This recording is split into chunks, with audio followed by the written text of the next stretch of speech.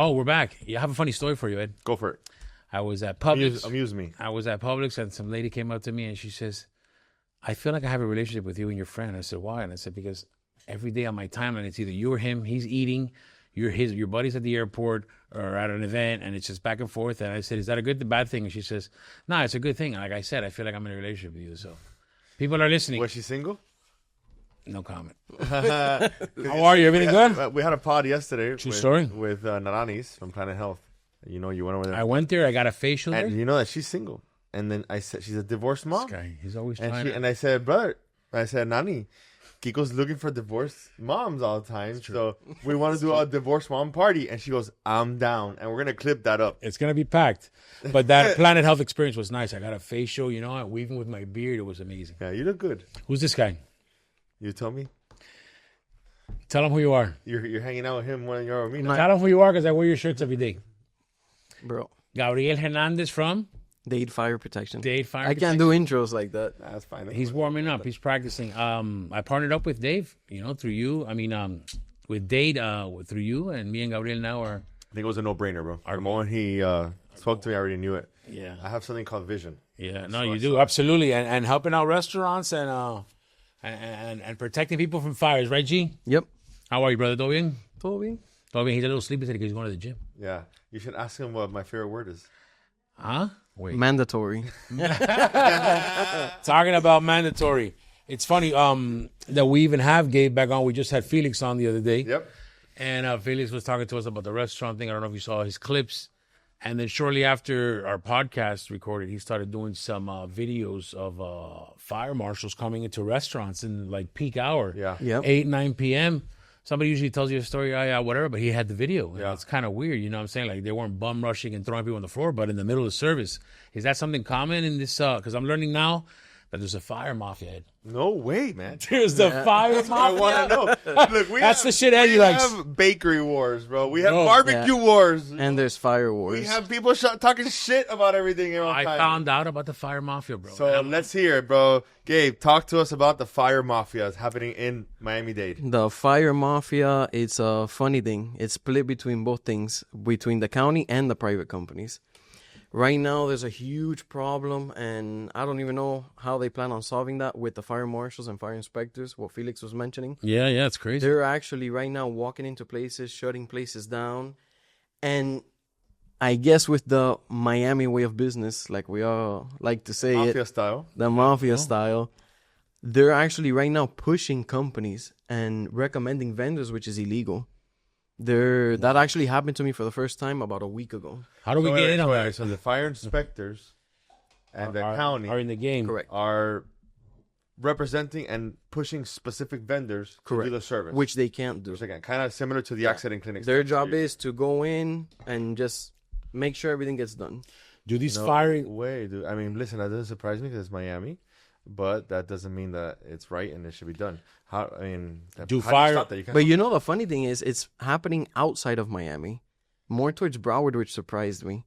Yeah. I was in Sunrise. it's growing, bro. It's growing. Yeah. No, but listen to me. I'm somebody who I find solutions. I think lo único malo en la rosca es no estar en ella, bro. So how do you get on a how do you get being a preferred vendor on one of the inspectors' lists? And to Eddie's question, do these inspectors have favorite companies? Do they have favoritism to certain companies? They do. Like I was saying, we were at Seasons 52 last week. And we're calling out the restaurant straight up. We're going to just name drop. I mean, we need to know. Yeah, we were at Seasons 52. The customer called us for an emergency. Their system went off. And we showed up. We're there. I showed up to check on my guys. And I see the fire marshal roll in. She came in with this face. And she was looking at us up and down like we were nothing. 5 minutes later, another fire protection company rolls up. She gets with him, hugs him, kisses him, walks into the restaurant, looks for the chef, the manager. It's like, hey, I want to introduce you. This is Superman.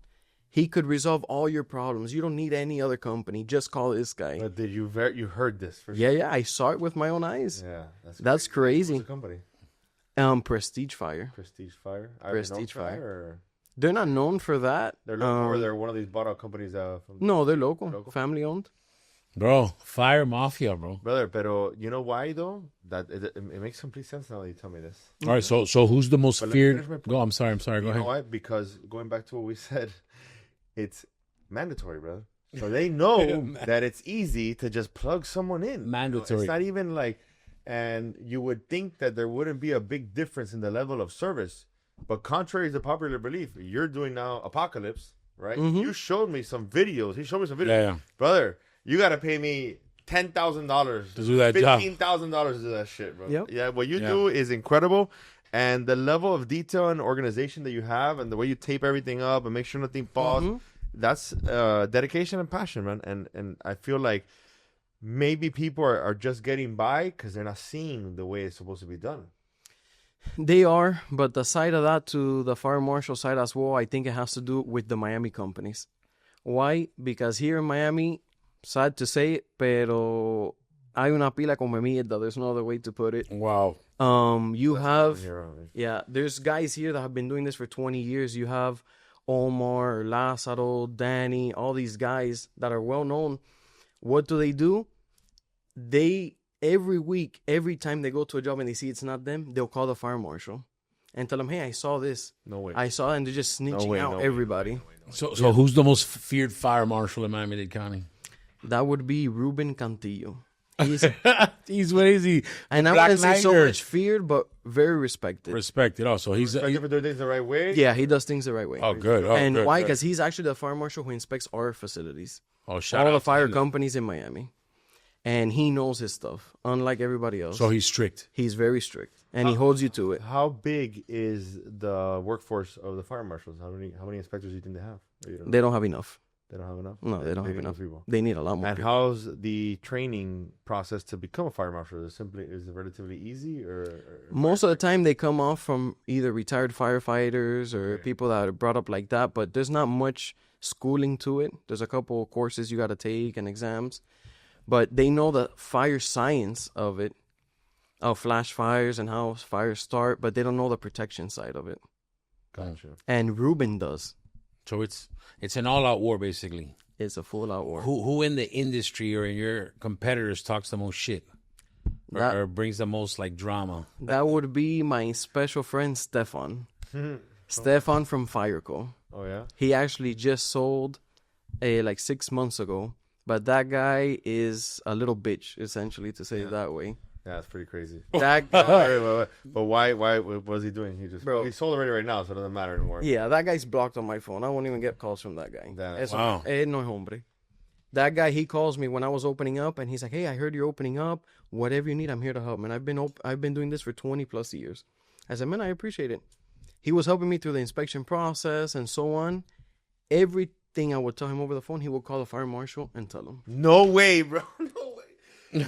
That's diabolical, man. Like, I didn't think it was that level. You know, like, that's really fucked up. Yep. Bro. But I mean, I guess the system is kind of it has this gray area where The it Mafia. can be rigged, you know. Let's So see the I could easily just go and cost the fire marshal. And what if I call a fire marshal? Are they mandated to show up? Yeah, they are. They're mandated to show up. Correct. So how many of these calls are these people getting a day or week? But it's not even that. Like, that guy, he's just a bad guy in general. Why? Because you're messing with people's food, their families. We hadn't even opened yet. We were at our opening stage. And we were shut down for almost 2 months. But you know what, bro? This gives me an idea. There's a lot of companies that I know like that. Because remember, we get a lot of people here that are starting up, you know, websites, and that they get screwed big time by a contractor, by a developer, by a furniture guy, bro, by marketing agencies. Like, the level, if you're not in a stoop, like, you need to know how to pick out bullshit, man. Yep. Because if not, you're gonna get burned a couple times until you learn. You know? Yeah. From my experience working with him for a little bit, it's tough to understand the gap within pricing. You know what I'm saying? Correct. Like, there's such a huge gap between, like, a company that's his competition, or then he comes in at a lower price. Like, why is there such a huge gap within the industry? Miami's way of business. You have the high dollar companies by Barker, Summit, the big corporate guys. The little mom and pop, since they can't handle it, they have people on commission. And on commission, the techs make up their own price. Because that depends on their income. Gotcha. So if they have the opportunity and they come to your office now, they come to A Day in Miami, Hey Day Marketing, and they do your extinguisher and they see you're not paying attention, they'll tell you, hey, Eddie, we got to replace this, and this, and it's this much. Me as a business owner, bro. Okay, send the check. Go ahead and do it. Yeah. And they're stiffing customers, charging them double, triple. So you. Well, wait. That's a great question, bro. What would be a red flag that someone should look out for in order to avoid that? What would be a red flag? Something simple, something like, hey, anything over $2,500. I don't know. Do you have any indicator like that? It's not so every much. Case is different. Yeah, I mean, red flags is if they have constant deficiencies. Like every inspection, there's always something wrong. I was at Sushi Sake yesterday in Cutler Bay, and we were going over pricing with the guy, and he shows me an extinguisher that we sell for. Shout out to Karim, Cutler Bay Sushi. Yeah, we sell for like $180. They sold it to him for $450. Bro, but I would have guessed like that. I know how much extinguishers I bought them online before. Yeah. Oh. So, but they get them, they pressure them, they bring fear to them. Like if they're gonna report them, they'll get closed down. That's crazy. And a restaurant owner doesn't want headaches. So you're not intimidated by these big companies like Pi Barker and Summit to kind of like because those are the ones you want to shoot for, right? Or I'm not. They honestly they can't compete with us. No? People would think it's the other way around. Really? That's why they hate us the most. We take a lot of their work, and we outbid them. We outperform them in every sense. They have people like Ihmari. Shout out to Ihmari. Okay, she's a very hardworking woman. She dedicates herself criticizing people on Instagram. I remember she does the DM messages. Yeah, it's like, look, that's the problem with those companies. The people feel so special having a big desk that they forget what their real job is. She's the operations manager at Pi Barker in Doral. Instead of focus on production, making sure the customers are happy, she's focused on what's going on outside of her office. We have people at Pi Barker applying every week at our office. We have people from Pi Barker that have shown up in the Pi Barker van that I have on camera selling material out of their vans. That's crazy. And that, you told me, happens a lot too. That's the Miami hustle, baby. That's the Miami. So is if that you're why an American company and you're coming to Miami, you need to speak to us because there's a couple of things we need to train you on to avoid. And come on and defend yourself too if you want. So this is basically the reason you're probably the most hated fire company in Miami. Is that true? Do you feel that way? Yeah, I do. We call people out and on other bullshit pretty much, and we outperform them. That's what happens when you're doing things the right way. Yeah, when you're allowed to do that. If not, and you care about what you're doing. I'm not worried about what people think or anything like that. We're focused on the customer. Yeah, doing the job right. More important. So, question. So, I want to go back to if I am a building restaurant and I have my inspections, which are mandatory every 3 months, etc. And I am in constant deficiencies all the time. That is a red flag, and I should definitely call you. Yeah, of course. That shouldn't be the case. If we go and we find things wrong the first time, we'll correct them. When we go back in 6 months, you shouldn't have those issues if they were already done. Yeah. So and done the right way. Correct. Because you can kind of like... So they're squeezing. That's what I'm saying. You can save a company a couple $1,000s a year easily. Yeah, of course. A simple check. Mm-hmm. Yeah. From our experience, that's kind of... But you do free checks? We do, yeah. We'll do a free site survey. Free site. Oh, that's what it's called, free site survey? Yep. I like that. I didn't know that. We'll do a site survey. We'll check everything in the restaurant. But do you have, if you start getting 100 site surveys, it's going to be a little complicated for you, no? Yeah, but we'll work with the customer. We'll prioritize. Gotcha. I like Get it done. Little man is aggressive. So if you want, listen, if you're worried about your inspection companies screwing you over, and you want a free site survey, Gabe will go to your office or your location, or your business, your restaurant, with Kiko. Yep. Kiko will have something to eat, and you get a free site survey, right? And see if you're not getting screwed over. There's nothing better than that. And if you want to come and defend yourself on the podcast, let us know. We can have that opportunity as well. For a small fee.